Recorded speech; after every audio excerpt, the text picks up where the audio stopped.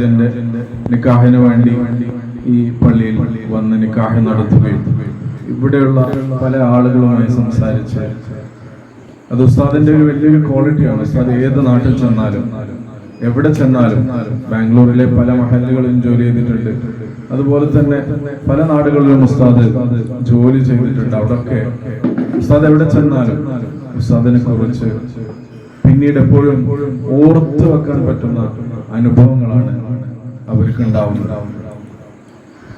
ഞാൻ നേരത്തെ ബദരീങ്ങളെ ആ ഒരു വിഷയം പറഞ്ഞത്, ബഹുമാനപ്പെട്ട ഉസ്താദ് അഹ്ലുസുന്നത്ത് വൽ ജമാഅത്തിന് വേണ്ടി ഒരുപാട് അധ്വാനിച്ച ഒരു മഹത്തായ നേതൃത്വമായിരുന്നു. നമ്മുടെ നാട് പോലെയല്ല ബാംഗ്ലൂർ. ഞാനൊക്കെ ചെറുപ്പത്തിൽ, ഇന്ന് അൽഹംദുലില്ലാഹ് അവിടെ ഒരുപാട് മലയാളികൾക്കുള്ള പള്ളികളായി, മദ്രസകളായി, ഒരുപാട് ദീനി സ്ഥാപനങ്ങൾ അവിടെ ഉണ്ട്. ഞങ്ങളൊക്കെ ചെറുപ്പകാലത്ത് മദ്രസയിലൊക്കെ പഠിക്കുന്ന സമയത്ത് അന്ന് ചുരുക്കം കുറച്ച് മലയാളി പള്ളികളും മലയാളികൾക്ക് അവിടെ നമ്മുടെ അഹ്ലുസുന്നത്ത് വൽ ജമാഅത്തിന്റെ പ്രവർത്തനങ്ങൾ നടത്താൻ പറ്റുന്ന വളരെ ചുരുക്കം ചില പള്ളികളും മദ്രസകളും മാത്രമായിരുന്നു. അതിനൊക്കെ നേതൃത്വം വഹിച്ചത്, ചുക്കാൻ പിടിച്ചത് ബഹുമാനപ്പെട്ട ജലാലുദ്ദീൻ ഉസ്താദായിരുന്നു. മദ്രസ സംവിധാനത്തിന് വേണ്ടി ഒരുപാട് കഷ്ടപ്പെട്ട ഒരു മഹൽ വ്യക്തിത്വമായിരുന്നു ഉസ്താദ്. ഞങ്ങളൊക്കെ ചെറുപ്പത്തിൽ അന്ന് ഇതുപോലൊരു സിസ്റ്റമാറ്റിക് ആയിട്ടുള്ള ഒരു മദ്രസകളൊന്നും അവിടെ ഇല്ല. ഇന്ന് ഒരുപാട് മദ്രസകളുണ്ട് അൽഹംദുലില്ലാഹ്. പക്ഷെ ഉസ്താദ് അന്ന് ഉസ്താദിന്റെ സ്കൂട്ടിയിൽ ഞങ്ങളെ വീടുകളിൽ നിന്ന് പിക്ക് ചെയ്ത് ഉസ്താദ് ഒരു സ്ഥലത്ത് മദ്രസയിൽ നമ്മളെ കൊണ്ടുപോയി പഠിപ്പിച്ചിട്ടുണ്ട്. അതുപോലെ തന്നെ ഒരുപാട് കുട്ടികളെ ദീനിന്റെ വിഷയത്തിൽ ഒരുപാട് കുട്ടികളെ ഉസ്താദ് പല സ്ഥലങ്ങളിൽ നിന്നും അവർ ഒരുമിച്ച് കൂട്ടി വാഹനത്തിലും ഉസ്താദിന്റെ സ്വന്തം, നമ്മളൊക്കെ ഒരുപാട് തവണ ഉസ്താദിന്റെ സ്വന്തം വാഹനത്തിൽ തന്നെ ഉസ്താദ് മദ്രസയിൽ കൊണ്ടുപോകും, പഠിപ്പിച്ച് തിരിച്ച് വീട്ടിലേക്ക് എത്തിക്കുന്ന ഒരവസ്ഥയാണ് പലപ്പോഴും നമുക്ക് ഉണ്ടായിട്ടുള്ളത്. അത്രക്കും ദീനിന് വേണ്ടി ഒരുപാട് ത്യാഗം സഹിച്ച, ഒരുപാട് കഷ്ടപ്പെട്ട നല്ലൊരു ആലിം എപ്പോഴും ദിക്റിൽ തന്നെ കഴിഞ്ഞാൽ പലപ്പോഴും അടുത്തൊരു മഹലിലായിരുന്നു ഉസ്താദിന്റെ വീട്. എപ്പോഴും ഓർക്കുന്നത്, രാത്രി എൻ്റെ ഓഫീസിന്റെ നൈറ്റ് ഷിഫ്റ്റ് ഒക്കെ കഴിഞ്ഞ് രാത്രി 2-3 മണിക്കൊക്കെ എൻ്റെ ഓഫീസിലെ ക്യാബ് ഉസ്താദിന്റെ വീട്ടിന്റെ അടുത്ത് ജോലി ചെയ്യുന്ന ഒരാൾ എൻ്റെ ക്യാബിലാണ് വരുന്നത്. അപ്പോൾ അവരെ ഡ്രോപ്പ് ചെയ്യാൻ വേണ്ടി ഞങ്ങൾ അവിടെ പോകുന്ന സമയത്ത് ആ ഏരിയയിലുള്ള മൊത്തം വീട്ടിന്റെ ലൈറ്റൊക്കെ ഓഫായിട്ടുണ്ടാവും 3 മണി സമയത്തൊക്കെ. പക്ഷെ ഉസ്താദിന്റെ റൂമിന്റെ, ഉസ്താദിന്റെ വീട് നമുക്കറിയാലോ, ഉസ്താദിന്റെ റൂമിന്റെ മുറിയുടെ ലൈറ്റ് മാത്രം ആ സമയത്ത് എപ്പോഴും ഓണായിരിക്കും രാത്രികൾ. അപ്പൊ രാത്രി സമയത്തൊക്കെ ഒരുപാട് നിസ്കരിക്കുകയും അതുപോലെ തന്നെ എപ്പോഴും ദിക്റിലും ഖുർആൻ ഓതിക്കൊണ്ട് തന്നെ ഉണ്ടാകുന്ന ഒരു വലിയൊരു ആലിമായിരുന്നു. അതായത് പറയുന്നത്, ഇന്ന് നമ്മൾ നേരിടുന്ന ഒരു വലിയൊരു പ്രതിസന്ധി എന്ന് പറയുന്നത്, നമ്മൾ പരിശുദ്ധമായ ഇസ്ലാമിനെ ആളുകൾ അവർക്ക് വേണ്ട രൂപത്തിലൊക്കെ മാറ്റിക്കൊണ്ടിരിക്കുകയാണ്. ഇപ്പൊ എനിക്കെന്താണോ താല്പര്യം അത് ഇസ്ലാമായി മാറിക്കൊണ്ടിരിക്കുന്ന ഒരു കാലമാണ്.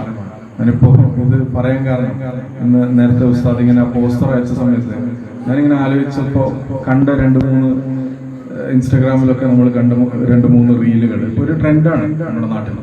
പല വീടുകൾ ഉദ്ഘാടനം ചെയ്യുന്നത്, നേരത്തെയൊക്കെ നമ്മൾ ആദ്യം ആ നാട്ടിലെ വലിയൊരു സയ്യിദിനെ അല്ലെങ്കിൽ നല്ലൊരു ഉസ്താദിനെ നമ്മൾ പോയി കണ്ട് അവരോടൊരു തീയതി ചോദിച്ച് അവര് പറയുന്ന സമയത്ത് അവരുടെ സൗകര്യത്തിന് അവരെ കൊണ്ട് വീട് ഉദ്ഘാടനം ചെയ്യിപ്പിക്കലാണ് നമ്മൾ പരമ്പരാഗതമായി നമ്മൾ ചെയ്തുകൊണ്ടുവരുന്ന ഒരു ആചാരമാണ്. കാരണം നമുക്ക് അവരുടെ മഹത്വം അറിയാം. അവരെ കൊണ്ട് ഉദ്ഘാടനം ചെയ്യിക്കുന്നത് വലിയൊരു ബറക്കത്തുള്ള കാര്യമാണ്. അത് നമുക്ക് ഒരുപാട്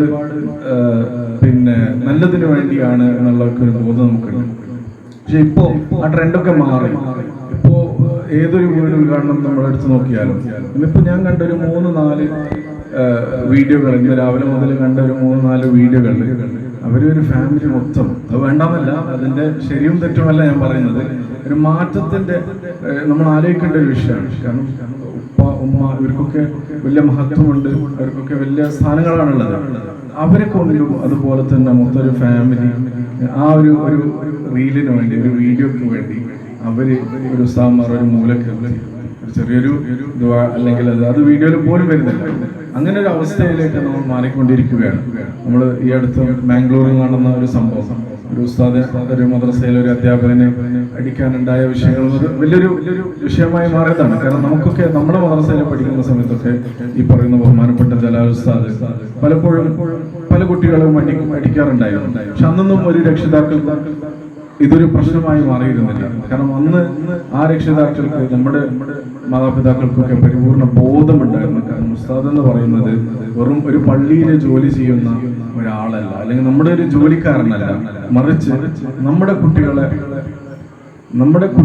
നമുക്ക് നാളെ മരണപ്പെട്ട് കഴിഞ്ഞാൽ നമുക്ക് വേണ്ടി ഒരു യാസീൻ ഓതാൻ പറ്റുന്ന, അല്ലെങ്കിൽ നമുക്കൊരു ഫാത്തിഹ ഓതാൻ പറ്റുന്ന രൂപത്തിൽ നമ്മളെ കുട്ടികളെ വളർത്താൻ വേണ്ടിയാണ് നമ്മുടെ മക്കളെ ഉസ്താദുമാർ ഇത്തരത്തിലുള്ള ചെറിയൊരു പനിഷ്മെന്റും കാര്യങ്ങളൊക്കെ കൊടുക്കുന്നതെന്ന് അന്നത്തെ രക്ഷിതാക്കൾക്ക് പരിപൂർണ ബോധമുണ്ടായിരുന്നു. പക്ഷെ ഇന്ന് അതൊക്കെ മാറി മാറി വരികയാണ്. അപ്പൊ ഞാൻ പറഞ്ഞു വന്നത്, ബഹുമാനപ്പെട്ട ജലാൽ ഉസ്താദിനെ പോലെ ഒരുപാട് പണ്ഡിതന്മാർ നമ്മുടെ സമൂഹത്തിലും നമ്മുടെ നാടുകളിലും ഒക്കെ ഉണ്ട്. അവരൊക്കെ നമ്മൾ മനസ്സിലാക്കി അവർക്ക് വേണ്ട പരിഗണനകളും വിഷയങ്ങളൊക്കെ കൊടുത്ത് നമ്മുടെ വിഷയങ്ങളൊക്കെ മുന്നോട്ട് കൊണ്ടുപോകണം. കൂടുതൽ സംസാരിക്കുകയല്ല. ബഹുമാനപ്പെട്ട ഉസ്താദ് ഒരുപാട് കഷ്ടപ്പെട്ട് ദീനിന്റെ വിഷയങ്ങളിലൊക്കെ ബാംഗ്ലൂരിൽ ഒരുപാട് സംരംഭങ്ങൾ ഉസ്താദിന്റെ കീഴിൽ തന്നെ ഒരുപാട് ഉസ്താദ് ചെയ്തിട്ടുണ്ട്.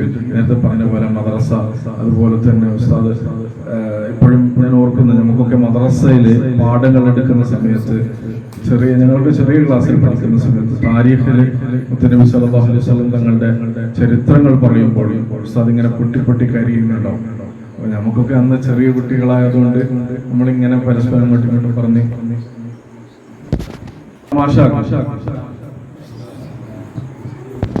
നമ്മളെ പലപ്പോഴും ഇങ്ങനെ പറഞ്ഞ് നമ്മളിങ്ങനെ തമാശയാക്കും. പക്ഷെ അതിൻ്റെയൊക്കെ പിന്നീടാണ് നമുക്ക് അതിന്റെ വിഷയങ്ങളൊക്കെ മനസ്സിലാവുന്നത്. അതുപോലെ തന്നെ സുന്നത്ത് ജമാഅത്തിന് വേണ്ടി നേരത്തെ പറഞ്ഞതുപോലെ ഏതൊരു കേരളത്തിൽ നിന്ന് ഏതൊരു പണ്ഡിതൻ ബാംഗ്ലൂരിലേക്ക് വരികയാണെങ്കിലും ആദ്യം വരുന്നത് ബഹുമാനപ്പെട്ട ഉസ്താദിന്റെ അടുത്തായിരുന്നു. ഉസ്താദാണ് അവർക്ക് വേണ്ട സൗകര്യങ്ങളെന്ന് ചെയ്തു കൊടുക്കുന്നത്.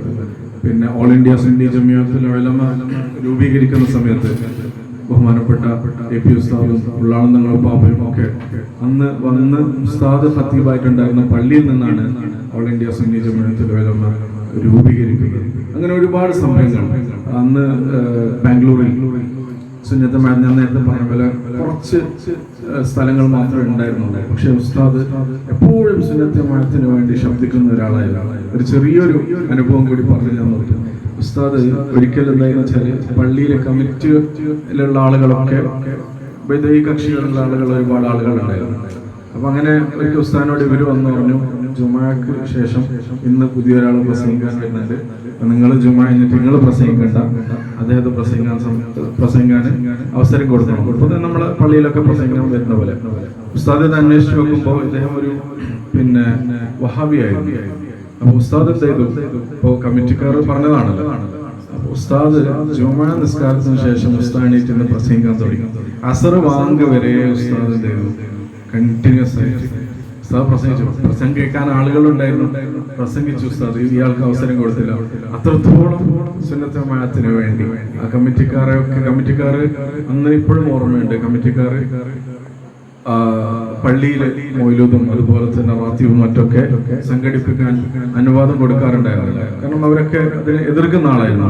പക്ഷെ ഉസ്താദ് ഒറ്റക്ക് കുറച്ച് ആളുകളെ കൂട്ടി ഒരു സംഘടിപ്പിച്ച് അതിന് വേണ്ട ഫണ്ടും മറ്റുമൊക്കെ കണ്ട് ഉസ്താദ് പള്ളിയിൽ വളരെ ഭംഗിയായി സുന്നത്ത് ജമാഅത്ത് പ്രചരിപ്പിക്കാൻ വേണ്ടി വളരെയധികം കഷ്ടപ്പെട്ട് അൽഹംദുലില്ലാ ഇന്ന് അതിന് ഫലമായി ഇന്ന് ബാംഗ്ലൂരിൽ ഉസ്താദിന് വേണ്ടി, ബാംഗ്ലൂരിൽ മാത്രമല്ല എല്ലാ സ്ഥലത്തും ഉസ്താദിന് വേണ്ടി ഉസ്താദിനെ അനുസ്മരിക്കുകയും ഈ പാടലെടുക്കുകയും ഉസ്താദുമായിട്ട് ഈ മഹല്ലിന് വലിയ ബന്ധമൊന്നുമില്ല. ഞങ്ങള് ഉസ്താദ് എന്ന നിലക്ക് ഞാൻ ഉസ്താദിനോട് പറഞ്ഞത് മാത്രം. പക്ഷെ ഇവിടെയും ഉസ്താദിന് വേണ്ടി ഒരു അനുസ്മരിക്കുകയും ഉസ്താദിന് വേണ്ടി നമ്മൾ ഹദിയ ചെയ്ത് ദുആ ചെയ്യുകയും ചെയ്യുന്നത് ഉസ്താദ് പരിശുദ്ധ സുന്നത്ത് ജമാഅത്തിന് വേണ്ടി അധ്വാനിച്ചതിന് പകരമാണ്, ഉസ്താദ് ചെയ്ത ത്യാഗങ്ങൾക്ക് പകരമാണ്. അള്ളാഹു നമുക്കും അവരുടെ ഒക്കെ കാണിച്ചു തന്ന വഴിയിൽ നമ്മുടെ ആലിമ്യങ്ങളെയൊക്കെ സ്നേഹിച്ച് അവരെ നല്ല വേണ്ട രീതിയിലൊക്കെ ആദരിച്ച് ബഹുമാനിച്ച് നമുക്ക് മുന്നോട്ട് പോകാൻ തൗഫീഖ് നൽകുമാറട്ടെ എന്ന് മാത്രം പറഞ്ഞ് ഉസ്താദുമാരുള്ള സമയത്ത് ഞാൻ സംസാരിച്ചത് അത് ഒരു അപകടമെന്നാണ് പറഞ്ഞുകൊണ്ട് മാത്രമാണ് സംസാരിച്ചത്. എല്ലാവരും ദുആ ചെയ്യണം. നാളെ ഇൻഷാ അല്ലാഹ് വിദേശത്തേക്ക് ഞാനും കുടുംബവും പോവുകയാണ്. ചെറിയ വെക്കേഷനിൽ വന്നാണ്. ഇൻഷാ അല്ലാഹ് നാളെ വൈകുന്നേരം തിരിച്ചു പോകും. എല്ലാവർക്കും വേണ്ടി ഇൻഷാ അല്ലാഹ് പരസ്പരം ദുആ ചെയ്യണമെന്ന വസിയത്തോട് നിർത്തുന്നു. അസ്സലാമു അലൈക്കും വറഹ്മത്തുള്ളാഹി.